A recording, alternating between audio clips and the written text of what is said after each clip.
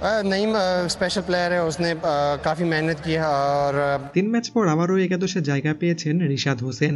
এই ম্যাচে সুযোগ ছিল ভালো কিছু করার, যাতে পরবর্তী ম্যাচেও তাকে একাদশে রাখে লাহোর কালান্দার্স। কিন্তু রিশাদ হোসেন এই ম্যাচে কতটুকু দিতে পেরেছেন, কেমন বোলিং করেছেন রিশাদ? প্রথম ওভার বোলিং করতে এসে দ্বিতীয় বলে একটি 4 বাউন্ডারি হজম করেন রিশাদ হোসেন। তবে এর 1 বল পরেই প্রথম উইকেটের দেখা পান তিনি। তার বলে ছক্কা মারতে গিয়ে ক্যাচ আউট হন এই ব্যাটসম্যান। প্রথম ওভারে বেশ ভালো বোলিং করেন তিনি, খরচ করেন মাত্র 7 রান। তবে দ্বিতীয় ওভার বোলিং করতে আসলে তার এই ওভারটি ভালো হয়নি। প্রথম 2 বলে 2টি বাউন্ডারি খেয়ে 13 রান দিয়ে বসেন রিশাদ হোসেন। এরপর তৃতীয় ওভার করতে এসে তিনি খরচ করেন 8 রান। 3 ওভার একটি উইকেট সহ 28 রান খরচ করেন রিশাদ হোসেন।